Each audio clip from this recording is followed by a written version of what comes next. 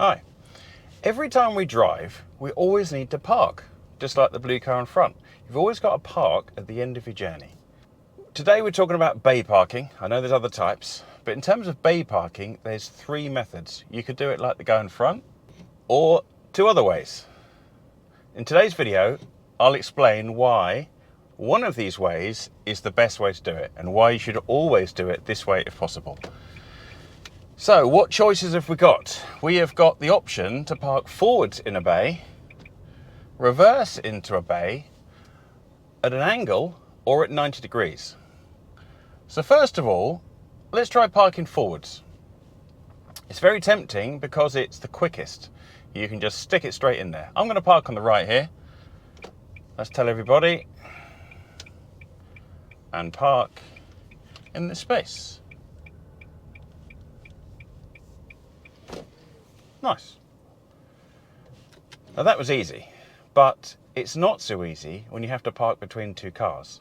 And it's also not so easy to get out again. I'm lucky here because there's nobody right next to me. But let's go around the other side and try it again. Between two cars. The problem is that you need a lot of space to park forwards. So if your road isn't very wide, it's almost impossible to get it in safely. It's very easy to scrape one of the other two vehicles. All right, here we go. I can see a gap between the red and white car on the right. So I'll try and go between those. To do it, I'm coming right over here as wide as I possibly can. And I'm going to steer as late as I can to try and make it in. But that is risky. Look how tight that is to the white car. If this car was any bigger, it would not be worth the risk. And for a new driver, it's not worth the risk. So that's getting in. Now getting out, look, I really can't see anything. This is rubbish. So I'm going to have to edge out very slowly and hope that no one's coming. Okay, but getting out's just as hard. I can't turn left until I'm halfway out the bay. I could just about make it round. So look, I haven't escaped reversing. I just delayed it to coming out of the bay, which isn't really any time saving. So I would always park backwards. Forward parking I only do when I need to load something in the boot. So reverse parking then, there's two ways.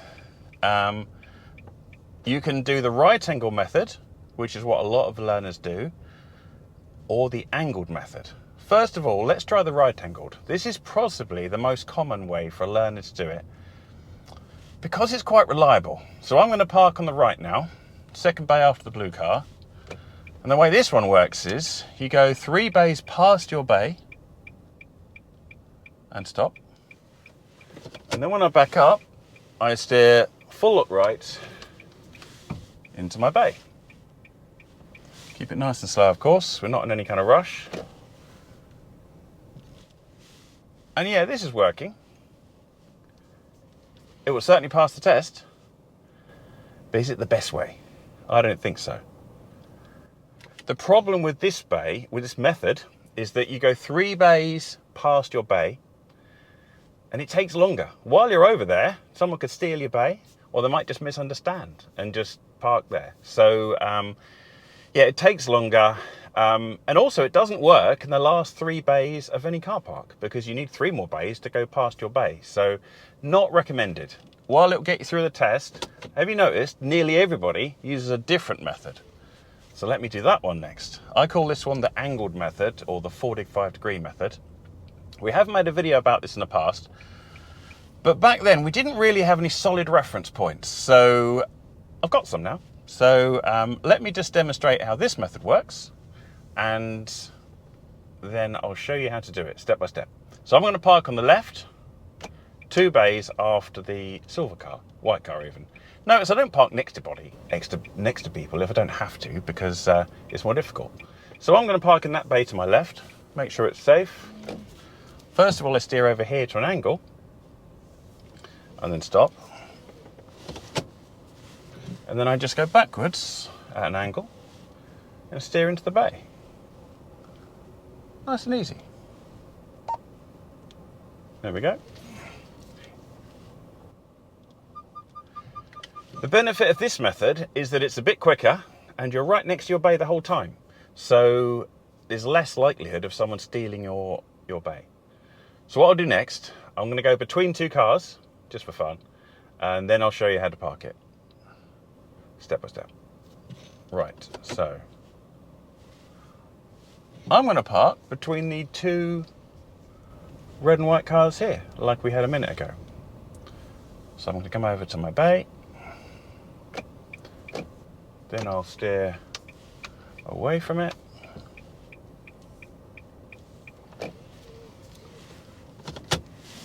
and then I'll go back in.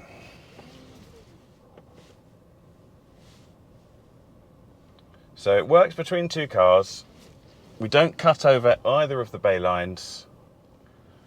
It's not a problem. Great. So that's how I like to park. But it takes a little bit of skill. So let me show you a reference point or two that will make it a lot easier. It's still going to take some practice, but I believe it's the better way of parking.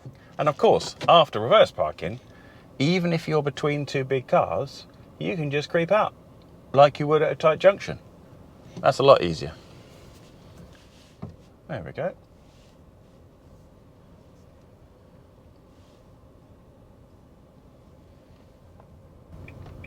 So I'm just driving to a quiet area where I can take a bit longer without annoying people. So I'm going to park on the first bay on the left after this bend. First of all, you position near your bay line on the left of the road, which is convenient because we drive on the left most of the time. I'll also signal usually because it might help people understand what I'm doing. So I'm right next to my bay, to the left of me now. I keep going until I am level with the second bay line of my bay. So that's roughly level with my shoulder. At this point, I'm going to go full lock right and keep going until I see the same bay line in my little mirror touch the side of the car. About there. And straighten out. These little mirrors, by the way, they're not standard in any car, but they only cost about £4 or £5 on Amazon. So just stick them on, and then you can see where your back wheels are, which is really helpful for all parking manoeuvres. So the back of my car is now pointed directly at the bay I want, which hopefully makes it pretty obvious to other people what I'm doing. You don't need the signals on at this point. I select reverse, double check it's safe, and just go straight for a little while towards my bay. Just before my back wheel gets to the bay, I can see it's quite close in the little mirror, I'm going to go full look left. And that should just turn the car. We're not cutting over either of the bay lines. I can use my right little mirror as well, if I like, to see what's happening. When I think I'm straight, or parallel with the bay line, I'll straighten my steering, and then roll it in.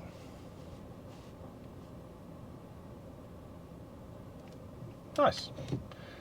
So, I'll recap that again.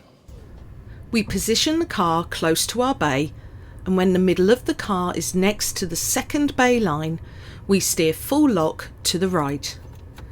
Keep turning until the back of the car is pointing towards the target bay, then stop and straighten the steering. Reverse the car towards the bay, then just before we get there, steer full lock to the left. Wait until the car is parallel with the bay lines, then straighten the steering. Finally, reverse into the bay and stop. Let's go a few further bays down. I'm going to do the bay just after the lamppost. So, signal while I'm parking. At the second line of my bay, I steer fully right. And you don't need to stop the car, you can just go really slow like this.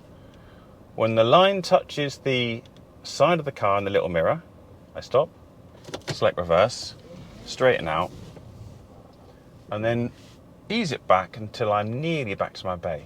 Just before the bay, full lock left. When I'm straight, straighten out. And there it is.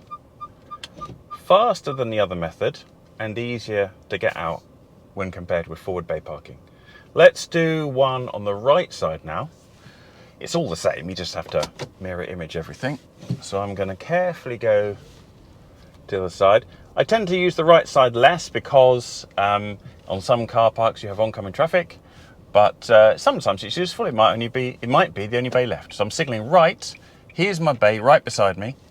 When I get to the second line of that bay, I steer hard left, use my little mirror to wait until the line is up to my car. So I'm aimed basically back at the bay. Come back. Just before I get to the bay, steer right.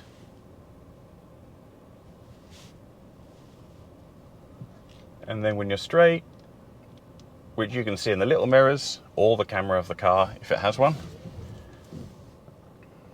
roll back and we're done. By the way, you are allowed to look at the camera a little bit on the test, but you can't rely on it. This is because it shows your position nicely, but doesn't show hazards. For example, if you can see, there's a car to our left, a silver car. That's there. I can see it. But to the right, there's a red car. You can't see it, and yet it's only 2 meters away. So if there was a hazard over there, we wouldn't see it at all. So you can't rely on the camera, but you can treat it as an extra mirror and have a quick look here and there. All right, so there we go. That's step by step. Now let's just show, if you have done it many times, 50 times, 100 times, you don't really have to use the reference points anymore. You can freestyle it. So I'm going to park on the left between the red and black cars. And I'm just guessing now. So tell people what I'm doing. I'm just going to turn over here a bit. And then just reverse it back in. So it doesn't have to take very long. But again, we can take as long as we like, just to make sure it's safe. Please excuse the beepers. There we go. So that's it. That is reverse bay parking with the angled technique, or the 45-degree method if you prefer. I think it's the best way. I use this method virtually everywhere. I very rarely do anything else because it's quicker and better to get out. So when parking in a car park, remember to choose a space away from other cars. Position the car next to the target bay. Reverse in with the angled method and take as long as you need to be safe. If you found this video interesting, then please visit our channel, as there are over 200 more tutorial videos to help you improve your driving. If you would like to help us make new videos, then please consider becoming a member of our channel. Thanks for watching.